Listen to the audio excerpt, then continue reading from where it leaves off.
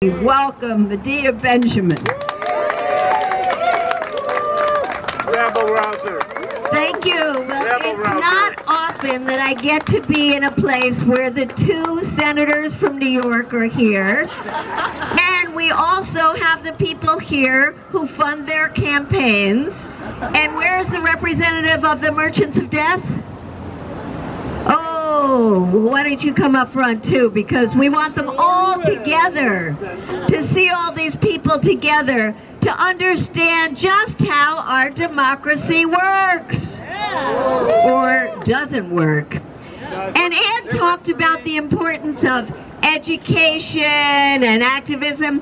I say we just go straight for revolution at this point, right? Let's just take their money non-violently. Sorry, sir, you have enough. It's been long enough, right? And let's let the people decide how we want to spend this money. So, let's see. Who wants to give $10,000, let's get $20,000 to the Merchants of Death? I just see 3 hands over here. That is all. So I would say that's not the majority, right? Okay. So let's see. If it's not going to the Merchants of Death, what the heck could we do with our money? Healthcare! Healthcare! Who would like to see that money going to healthcare? More missiles! All right, where are Gillibrand and Schumer right now? Because we want you to see what the people are saying. So please come up front here. So the people have spoken. Instead of money going for the Merchants of Death, so far we have a vote for health care. We have more money here though. So where would you like to see more money going? Housing! Housing. Yay! Well, obviously, the fat cats have not given us affordable housing, but we want our senators to allocate money for affordable housing, right? Yes. So this is not for your campaign re-election. This is for affordable housing, and we also had some for healthcare right here. All right, we still have money left over because, you know, it's almost $1 trillion that we've been spending now on militarism. So what else? Environment.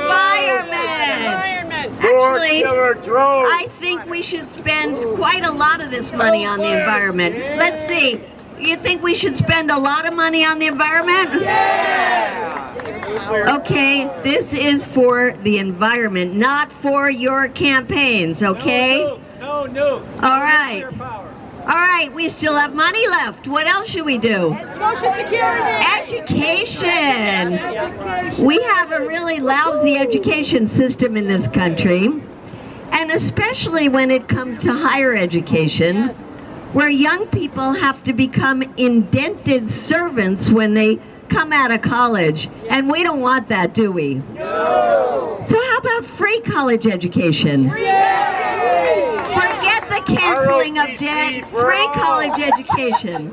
That's for the college education. We still have money left over. What do you think? Public transportation. You know, Diane talked about other countries. You go to let's talk about China. Incredible! The train service they have, the fast rail they have. Don't they derail? No, they don't derail. So, how about money for Rail. For fast rail, not like Amtrak, for fast rail, right? Okay, money for public transportation. What else? Mental health. Well, we already did health care. What do you want, more health care? Yes. All right, this is for Medicare to make it better, to actually include things like eyes and ears and teeth. Yeah, all that kind of extra stuff. All right, what do you want? Child care. Child care. Actually, you go to other countries and you do find that child care is free, provided by the state. So don't you think we should have that here as well? Yes. All right, so here we go. Child care. Not for your campaigns, remember. Good jobs for all. Good jobs for all. So you want the government to create jobs that are good, clean jobs, that help the environment, That's right. that provide... The Women's Corporation provides. No! All right, we have to be very clear now that the jobs we want are not jobs that are based on killing people, right? Okay, good, clean jobs, not for killing. What else? Elder care. Elder care. We have an aging population. Just look at us. And we need the care we deserve, and we're not getting it in this country.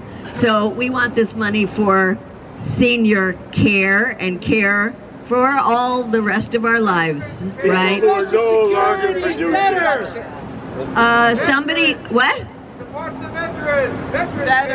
Veterans care. Well, you know, that actually came in with the care for the general population, right? Because everybody should have that care. But why don't we add the mental health services that everybody, including the veterans, and especially the veterans, need and deserve, right? So we've got housing for the people who are unhoused. We've got mental care. We've got free college education. Is there anything else you want?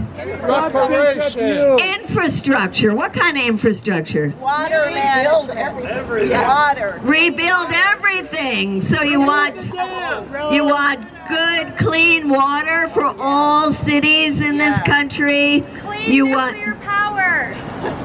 Excuse me? All right, we want good infrastructure here, clean up our water, our rivers, our streets. We talked about the potholes, get rid of those potholes. All right, with the last of this money we have, what would you like? What? That's a good idea. Oh, education against racism. Is that a good idea? How about reparations? More important. Reparations here. All right. Immigration services. How about immigration services? So people who are fleeing from all kinds of violent situations can get the attention that they need. And environmental disasters are Preparation for environmental disasters? Well, I was thinking Oh, of the fleeing the immigrants who are fleeing. Environmental disaster as well. So we only have a little bit of money left. Last thing that you would say. recovery services.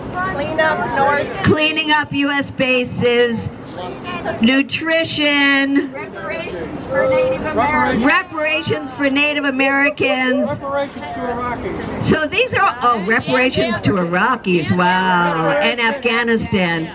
So For Nord Stream terrorism. I hope that our politicians are listening here, because there are a lot of great ideas that you all have about how we could spend the money to make life better for people instead of killing people, right? And so, as we move forward, let's think. We not only want to educate people, we want to transform this economy from one that's based on war and killing and environmental destruction to one that's based on all of the things that we just gave our money for. And I also want to point out that as we were allocating our resources, we also allocated resources to people in other countries who are the victims of our policies, who are suffering from the environmental destruction, a lot of it caused by the wealthy countries. So we understand that there needs to be a global redistribution of resources. So we want you all to go home and think about that. And you have some money sticking out there, I see. There is a lot more money that we should be reallocating. So as we move forward, let's dream about the world we want to see, where we want to see the resources going, and who would be the people that could represent us as we transform our country and the world. So let's dream about it and kick the bums out. Thank you, Medea. Real fine. have another speaker today who presents a different goal for the United States and who is running for United States Senator. And most amazing of all, she also plays the trombone. And we've been enjoying her music already today. This is Diane Sare, candidate for United States Senate.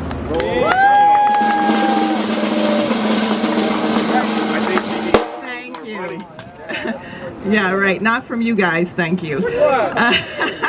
So in 2022, I ran against Schumer because of his loyalty and collusion with the 17 intelligence agencies lying us into war over and over and over again, and his incessant support for such.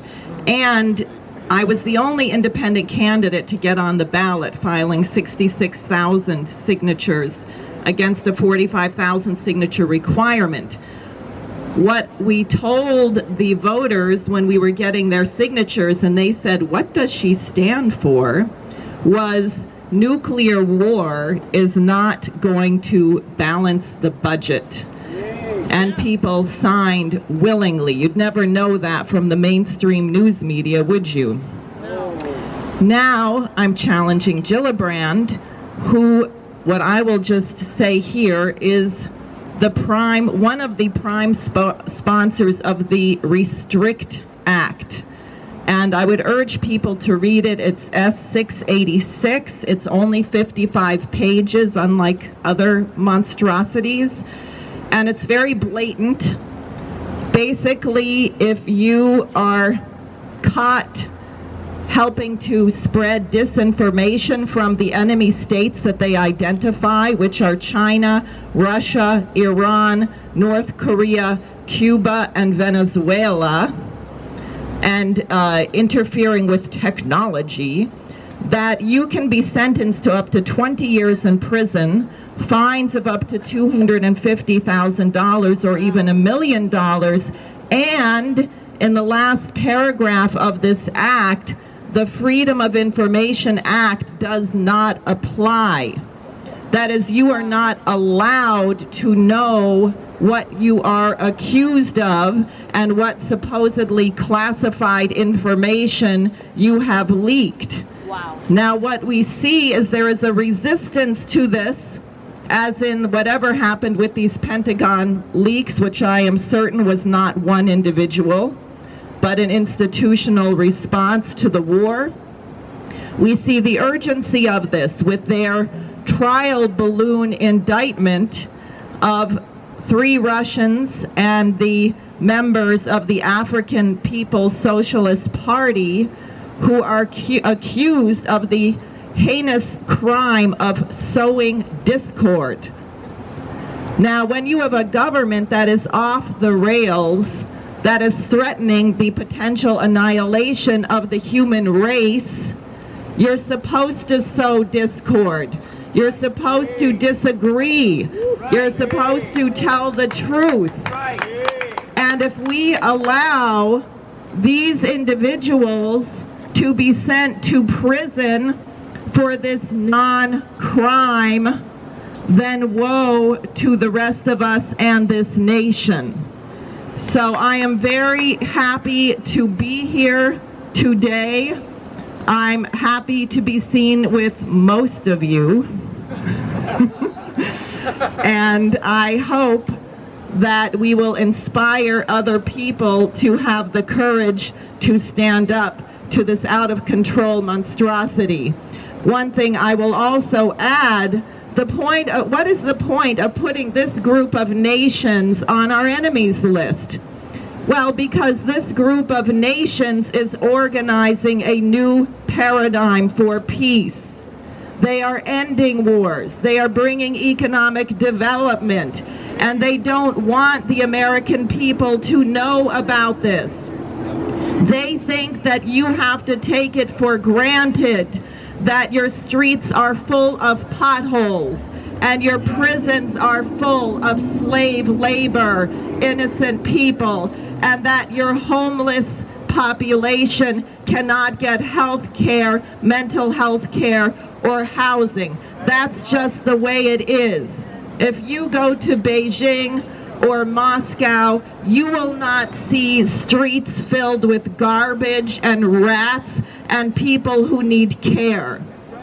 And in this indictment, they have the chutzpah to say that this group has weaponized the First Amendment, something that they don't have in Russia, from a government that has kept Julian Assange in prison for 4 years. So let us carry on. Thank you very much, and you'll be hearing more from me.